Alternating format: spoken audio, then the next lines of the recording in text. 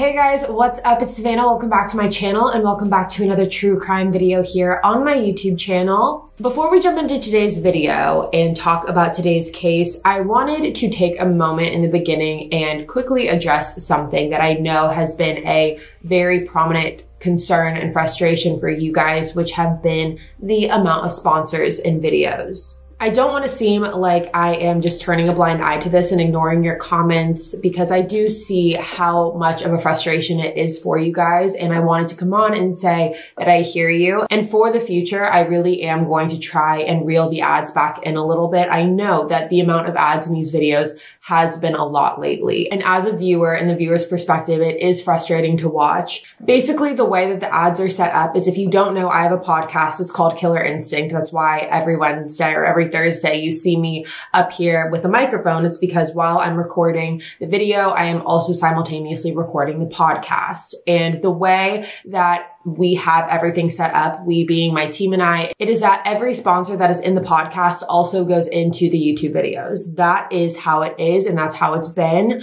Regardless, though, I do hear you. The amount of ads has been a lot, and I'm not going to sit here and act like I don't see what you guys are saying and week after week continue this. What I will say is, for this week as well as next week, just because of contracts and the way that deadlines have been set up previously, we do have a decent amount of ads, just similar to the way that it's been in the past for this week and for next week. But after those two, it will start to reel back down a little bit. And I'm going to try my best to keep it as minimal as possible. I do want to say, though, I fully support all of the ads that I endorse. Every brand that I talk to you guys about each week is a brand that I trust and I have looked into. So it's nothing against the sponsors, but I do understand the frustration with the amount of time it takes to get through the ads in a video. So that part of it will be adjusted in the future. I just wanted to address that before we got into it, because there are going to be some ads in this video and the one next week. And then after that, we're going to reel it back in a little bit. I just didn't want you to think that I am completely ignoring you on that. So with that being said, today we have a crazy case of a man named Ed Gein. And if you do not know who this man is, you are about to be absolutely blown away, because he is a serial killer. And over the years, he has assembled the nicknames of the Mad Butcher, the Plainfield Butcher, the Plainfield Ghoul, and the Butcher of Plainfield. All of these for reasons you will soon see as we continue on into this case. This is one that blew my mind completely. So with that being said, let's jump right on into it today. Edward Theodore Gein was born on August 27th, 1906 in La Crosse County, Wisconsin, to his parents, George Gein and Augusta Gein. Now, Ed had an older brother named Henry, who was about 5 years older than him, and Ed's upbringing was very toxic. This was an extremely toxic household. His father, George, was a raging alcoholic, and to say that his mother, Augusta, was religious would be an understatement. Augusta was a Lutheran, and her entire life revolved around her religious beliefs, and she really instilled those beliefs into her boys. Every afternoon, Augusta would read passages from the Bible to her sons, and she really used religion as a way to scare her sons into never doing anything. She used religion to scare them into being completely straight-edged, and she also really instilled this idea in them that women were the devil. They were absolutely terrible, and that they were promiscuous and just all sorts of trouble except for her. It was all women except for her. Now, when it came to Ed's parents, Augusta and George had a terrible relationship. Augusta absolutely despised George. Augusta really, really resented him for many reasons, but she refused to divorce him because of her religious beliefs and the belief around divorce. Divorce was an absolute no-go for her. It was not an option. Now, because of her hatred for her husband, Augusta was extremely, extremely hard on Ed and Henry, because she believed in her mind that they were just going to grow up to be failures like their father. So because of that, nothing they ever did was good enough for her, which resulted in her being extremely abusive towards them. So just based off that, if you can't tell already, Augusta really ran this household. She was the leader, and she also ran a small grocery store by herself. And once she raised up enough money doing that, she then moved her family to a farm in Plainfield, Wisconsin. in. The farm was actually on the outskirts of Plainfield, and the whole family moved there permanently. The population in Plainfield around this time was 723 people, so not too many people. This wasn't a town with about 4,000, 5,000 people. It still was a relatively small community, and Augusta really wanted that because she wanted to be able to control the surroundings that her children were growing up in. She wanted them to be secluded and isolated enough from any distractions that they could get. And the boys' day-to-day activities were really just waking up, going to school, coming home, and doing the chores that they had to do. Now, people who knew Ed growing up, like his classmates, said that he was a really shy kid. He kept to himself, and he was definitely a little bit on the stranger side. He had some weird mannerisms. He would keep to himself, but do things like just laugh to himself randomly at random times of the day, just burst into this uncontrollable laughter to himself. And he was described as a loner, but this was the result of his mother, who actually would punish Ed and Henry if they ever tried to have any friends. She would physically punish them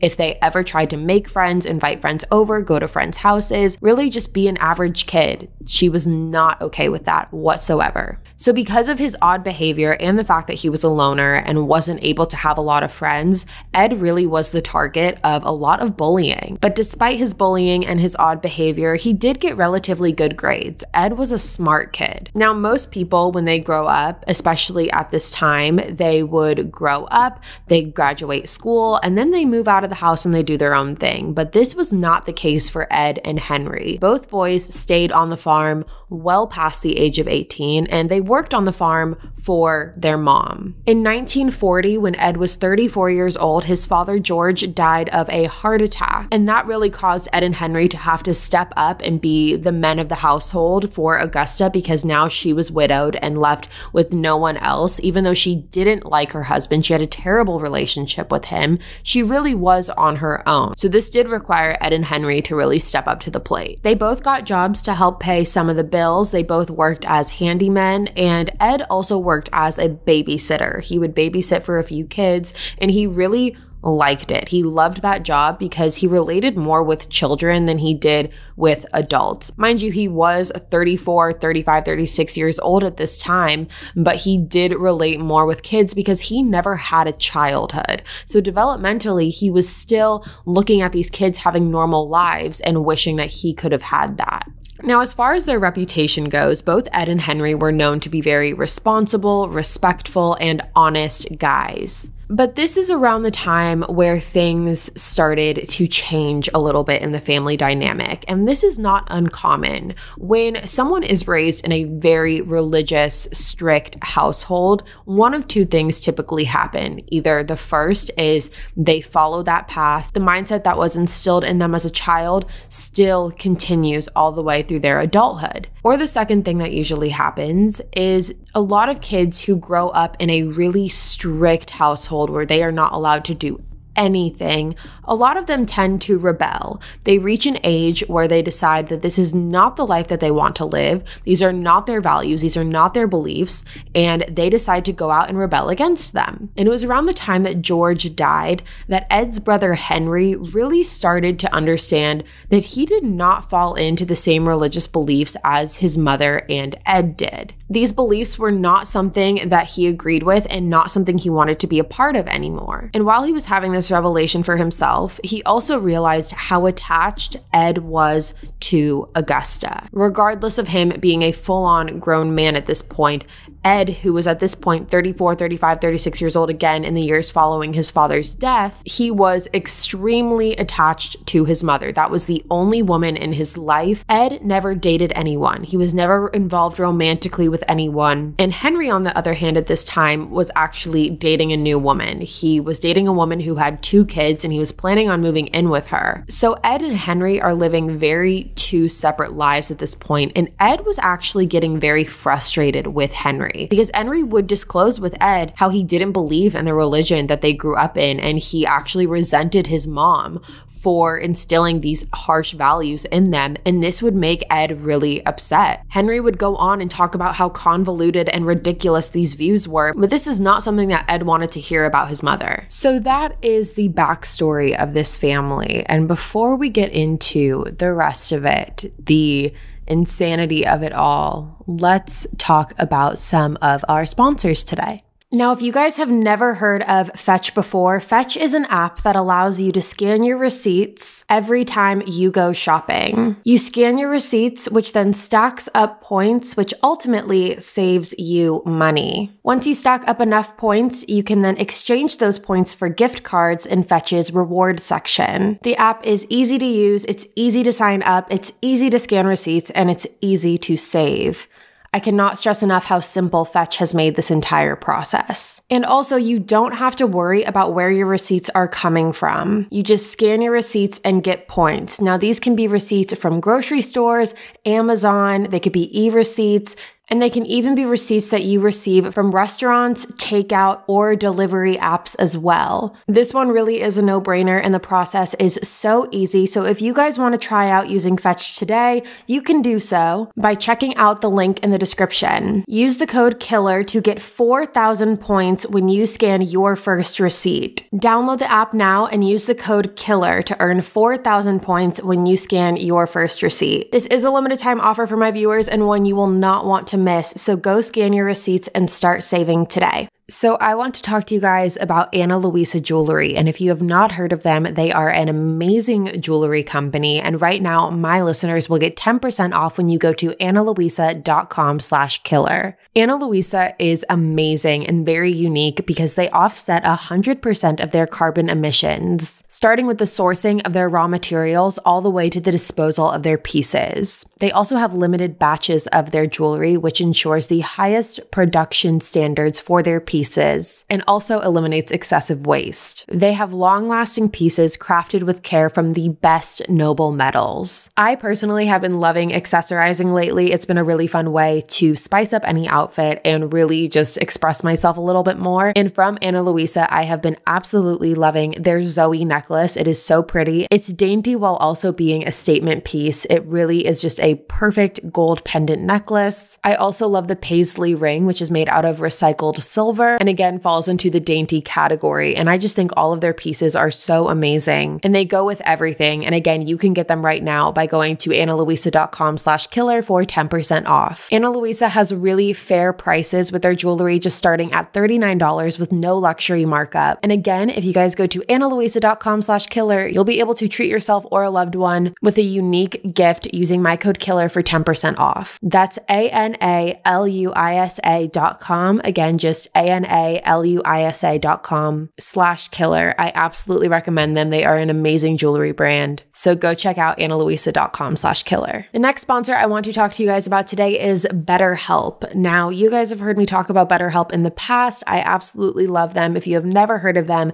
BetterHelp is an online counseling program that matches you with professional counselors in the comfort of your own home. Once you sign up with BetterHelp, you will then take a short survey, and based off of the results of that survey, BetterHelp will then match you with a counselor that is best deemed to fit your needs. BetterHelp has counselors that specialize in all different areas, including anxiety, depression, anger, grief, LGBTQ+ matters, relationships, family trauma, sleeping, and more. Once you're matched with a counselor, you'll then be able to set up appointments with them. You can do FaceTime appointments, you can do video calls, phone calls, or even text your counselor whenever you need. BetterHelp is available worldwide and financial aid is available for those who qualify. So if you guys want to check out BetterHelp today, you can do so by going to betterhelp.com/instinct. Again, that is just betterhelp.com/instinct, and you will receive 10% off your first month using BetterHelp. BetterHelp is professional, convenient, and affordable, so go check them out today. All right, you guys, pop quiz. Did you guys know that 80% of the immune system is influenced by the gut? Or that supporting the immune system through proper diet and digestive health enables pets to better fight environmental allergies? Well, Solid Gold is passionate about gut health because a healthy digestive system positively impacts the immune system and overall wellness of pets. Now, if you've never heard of Solid Gold was the first holistic pet food company that was started by a woman named Sissy McGill. Sissy was an absolute trailblazer and pioneer who really disrupted a male-dominated industry and created a natural pet food before it was cool. Solid Gold's nutritional platform is founded on the belief that high-quality food is the best way to impact our pet's mind, body, and spirit. I know personally, I have 3 dogs. I have 2 golden retrievers and a labradoodle, and they're all very different. They have very different personalities, but the one thing that they have been able to agree on is the fact that they love Solid Gold. I've been feeding it to them for a couple months at this point, and they absolutely love it. Solid Gold has so many different dog and cat food options. They have wet food, they have dry food, and food for any dietary needs, including healthy whole grain and grain-free options. Solid Gold's foods are different because they cleanse the digestive system with whole superfoods and balance with living probiotics. So right now, if you guys want to try out Solid Gold today, you can do so and save 30% off select Solid Gold products when you go to solidgoldpet.com/killer. Again, that is just solidgoldpet.com/killer. Again, solidgoldpet.com/killer to save 30% off select products. All right, you guys, the next sponsor we are going to talk about is HelloFresh. HelloFresh is America's #1 meal kit that gets you fresh, pre-measured ingredients and mouthwatering recipes delivered straight to your front door. HelloFresh lets you skip those inconvenient trips to the grocery store and makes home cooking fun, easy, and affordable. HelloFresh cuts out stressful meal planning and allows you to get a fresh meal on the table in 30 minutes or less. HelloFresh is 28% cheaper than shopping at grocery stores and 72% cheaper than eating out at restaurants without sacrificing the quality. HelloFresh has been an absolute lifesaver for someone like me. I have a very hectic and busy schedule, and it's not the easiest thing to always map out my meals. One of my New Year's resolutions was always, I feel like it always is, to eat healthier and meal prep more. But with a hectic and busy lifestyle, it's not the most simple thing to do, but HelloFresh has completely changed that. My favorite recipes right now are the Surf's Up chicken and rice bowls, as well as the crunchy Italian chicken bake. Along with HelloFresh, you guys have probably also heard me talk about Green Chef, which is another meal kit service. Well, right now, Green Chef is actually owned by HelloFresh. And with a wider variety of meal plans to choose from, there really is something for everyone. I love switching between HelloFresh and Green Chef. So if you guys want to check out HelloFresh, you can do so by going to hellofresh.com/killer12. That is hellofresh.com/killer12 and use the code killer12 to get 12 free meals, including free shipping. Again, that is hellofresh.com/killer12. Use the code killer12 for 12 free meals, including free shipping. So let's talk about what happened on May 16th, 1944. Again, this was only 4 years after Ed's father, George, had died. And on the night of May 16th, 1944, both Ed and his brother Henry were at home when a fire had started nearby the farm. Now, as a result of this, both of them went out to try and calm the fire down, and Ed went in one direction and Henry went in the opposite. They thought that going in opposite directions would help give them a better chance of calming the fire down. However, once Ed was able to put out his side of the fire, he then started to look for Henry and realized that he could not find Henry anywhere. After not being able to locate Henry, Ed then reached out to the authorities and told them what had happened. This is when the authorities started putting together a search party. One of these search parties was led by Ed, and Ed's search party was actually the one who ended up discovering Henry's body. Now, at first, when Henry's body was discovered, it was thought that he had just succumbed to the conditions of the fire and had essentially been burned alive.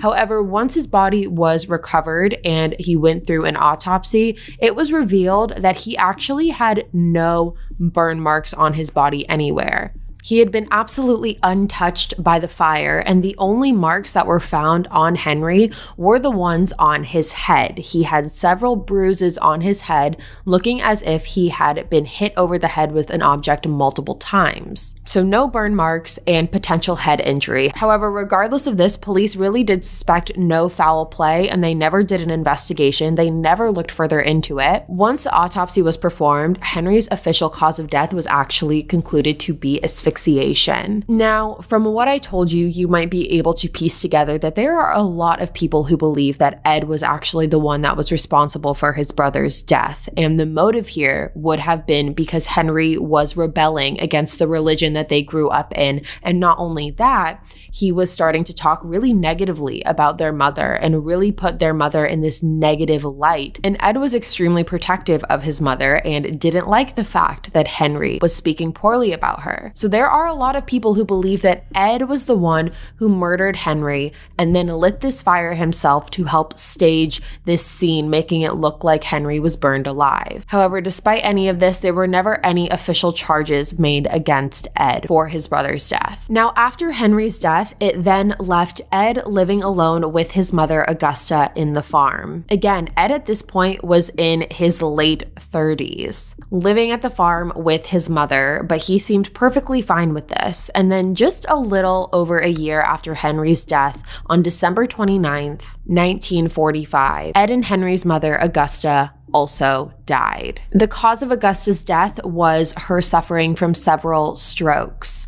So after Augusta died, that really left Ed all alone. He lost 3 of his immediate family members over the course of 5 years. Again, what happened with Henry is still up for question. However, he went from having all of his immediate family members to being all by himself in just a matter of 5 years. And as you could probably imagine, his mother's death really hit him the hardest. Like I said, prior to his mother's death, Ed never left the house. He never went on dates. He never experienced any romantic relationship with any other woman. There were a lot of people who actually said that Ed was in love with his mother. Ed had idolized his mother for so long and had completely put her on this pedestal and never experienced anyone else, that he actually had this in-love infatuation with his mother. Now, after Augusta died, Ed continued to live on the farm by himself. And one of the things that he did is he actually boarded up every room in the house that his mother used besides the kitchen. He completely boarded up the entire upstairs, as well as the downstairs living room and the downstairs parlor, and really just left himself with his own bedroom and the kitchen. Now, the reason he did this was because he wanted to preserve the rooms exactly like his mother had left them. After his mom's death, he also got really into anatomy magazines, as well as death cult magazines. So let's fast forward to December 8th, 1954. This was about just under 10 years after his mother had died. And on this specific night is when Ed murdered his first known victim. And this is a woman named Mary Hogan. Mary was a 51-year-old woman who worked at a bar in Pine Grove, Wisconsin, which is about a 10-minute drive from Plainfield. Now, Ed was not a stranger to the bar that Mary worked at, as he had visited there several times before, but the night of December 8th, 1954, was different. Ed had actually waited for all the customers to leave the bar. That way there would be no witnesses left to recognize him. Once all the customers left the bar, he then walked into the bar himself. And this is when Mary told Ed that they were closing up for the night.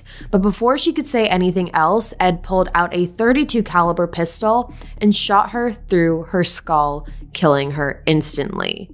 Ed then dragged her body outside and put it onto a sled that he then drug back to his farm.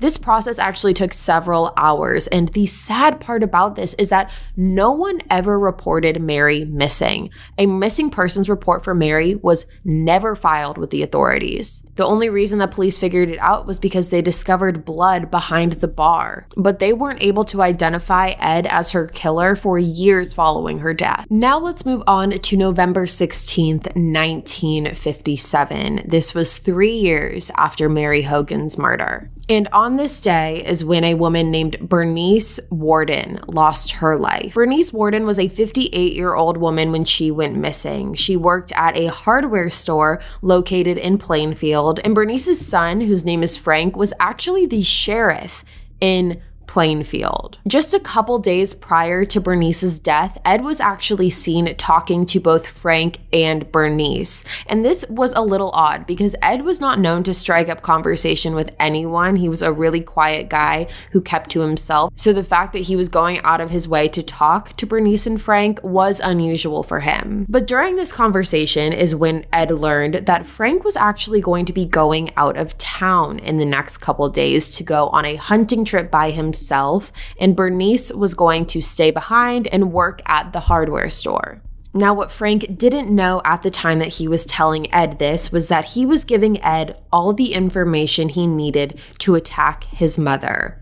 On November 16th, Ed walked into the hardware store during the time that Bernice was closing in the back. Ed walked in and locked the door. He walked straight to the back of the shop and took a .22 caliber rifle that was hanging on the wall and fired a single shot straight to Bernice's head, killing her instantly. Similar to how he disposed of Mary Hogan's body, Ed then put Bernice in the back of his car, stole $41 out of the cash register, and took her body back to the farm. Now, the reason this was ever discovered in general was because when Frank returned home from his hunting trip, he went to the hardware store to check on his mom, and that is when he noticed that the front door was locked, and when he looked through the door, he saw that there was blood on the floor. Now, Frank was actually the one who put all the pieces to this puzzle together, because when he walked into the hardware store, he noticed a slip receipt on the counter for a gallon of antifreeze. The slip receipt was written in his mother's handwriting, and Frank had remembered how Ed told him that he was going to be back in the store in a couple days to get antifreeze, a gallon of antifreeze to be exact. And that was the exact order written out on the slip receipt. So that is how Frank was able to make the connection that Ed more than likely had something to do with his mother's disappearance. Once he made this connection, Frank then assembled a search team to go and search Ed's entire property, which was the farm. Now, when the search team arrived on the property, they started by looking into a shed. And when they opened the doors to this shed, they found Bernice's decapitated body hanging upside down. Her wrists had been tied together with rope, and a crossbar was hanging with her ankles. And her internal organs had also been removed. After the discovery of Bernice's body, the search team then went and looked throughout the rest of the farm. And this is what they found. They found Mary Hogan's head in a paper bag. They also found Bernice Warden's head in a burlap sack. There were 9 masks found that were made out of human skin, 4 noses, whole human bones and fragments of them as well, skulls on his bedpost, organs in his refrigerator. A pair of human lips were found on the drawstring that was used for a window shade. There was also a lampshade made from the skin of a human face, a belt made out of nipples, 9 female genitals in a shoebox, human skin covering several chairs, and bowls made out of human skulls. Ed was using the remains of all of these victims as decor in his home. Obviously, he was automatically arrested on the scene, and when he was questioned, Ed confessed to police that during the years of 1947 and 1952, he made at least 40 trips to the cemetery to exhume recently buried bodies. 40 trips to the cemetery. He said during these visits, he was in a quote-unquote daze-like state, and on 30 out of the 40 visits, he did not exhume any bodies, but on the other 10, he did. Ed had a very particular type of victim that he was looking for. Ed was exhuming bodies of middle-aged women that resembled his mother. He was looking for women that specifically had similar features to his mom. Ed admitted to exhuming the bodies of 9 different women. However, he denied having any sexual relation with these bodies because he said that they smelled too bad. Along with going after women that looked like his mother, Ed would also pick women whose bodies were not fully underground yet, so the grave was not fully completed yet. He would specifically target bodies of women who did not have a gravestone yet. That way, the exhuming process was easier for him. And he didn't just go to one specific grave site, he was visiting several grave sites. And he actually led police to the different grave sites of these women and showed them how he did this on his own, because for a long time, authorities did not believe that he could single-handedly complete this process on his own. However, with a crowbar, he was able to open each of the coffins. Now, let's move on to exactly why he said that he did this, what his motive here was. And Ed said that the reason he dismembered all of these bodies and the reason he did the things that he did was ultimately, despite the fact that he was using their body parts as decor in his home, he was ultimately trying to skin each of these women to make a suit out of their skin. That way he would be able to, quote, step into his mother's skin, end quote. And of course, these bodies were not the exact replica of his mother. They were not his mother. However, this was as close to his mother as he believed that he was going to get. And making this suit out of these women's skin who looked like his mom, that was the closest he was going to get to it. There were times where Ed also said that he wanted to be a woman and that this suit made out of other women's skin was his way of being able to be a woman. He could step into this skin suit and turn into a woman. However, he didn't want to just be a woman. He wanted to be his mother. Now, this is where it gets incredibly frustrating, because after Ed had confessed all of this, he was being questioned by the sheriff at the time named Art Schlee. And reportedly during this questioning, Art had actually physically attacked Ed because he was so disturbed by what Ed had done. He was so triggered by it. He ended up taking Ed's head and banging it into a brick wall. Now, because of this, it made Ed's confession completely unusable and inadmissible in a court of law. So even though Ed confessed, he then had to go through an entire trial, but he wasn't able to sit trial because he was deemed unfit and mentally insane because a psychiatrist had diagnosed him with schizophrenia. On November 21st, 1957, Ed was arraigned on one count of first-degree murder, and he pled not guilty by reason of insanity. So instead of going to prison, Ed was sent to Central State Hospital for the Criminally Insane, which is now known as the Dodge Correctional Institution. He then transferred to Mendota State Hospital in Madison, Wisconsin, and one of the psychiatrists who spoke with Ed said that during her conversation with Ed, he was not aware of whether or not he killed Bernice Worden intentionally or unintentionally. During the psychiatrist's conversation with Ed, there was a point where Ed said that the death was accidental and that he accidentally picked up the gun and accidentally shot her, and it just accidentally hit her straight in her skull and killed her instantly. Ed said that after he killed Bernice, he did not remember anything after that. Throughout the rest of Ed's life after his arrest, he spent it in mental institutions. And what's actually really crazy here is that Ed was actually only tried for that one charge of murder. He was never charged with the murder of Mary, and he was also never charged for exhuming 9 bodies and dismembering them completely. Ed died at the Mendota Mental Health Institute when he was 77 years old on July 26, 1984, from respiratory failure caused by lung cancer. His gravestone was actually stolen in the year 2000. However, police were able to recover it from someone in Seattle who had stolen it just a year later in 2001. However, instead of replacing the gravestone, there is actually no gravestone where Ed's body lies. However, his gravesite is not a secret. It is known to the public. You can find it. He's actually laying with his entire family, including his brother, which is a little strange if you think about it, if you think that he did have something to do with that death. But that is the case of Ed Gein. All right, you guys, that is the end of this case. Thank you so much for tuning in. If you're new here, make sure you go ahead and hit that subscribe button. That way you never miss an episode. We upload new episodes every week and you are not going to want to miss it. Make sure you follow all of the socials that are going to be in the description. And with that being said, you guys, I will see you next week with a brand new case. And until then, stay safe. Bye, guys.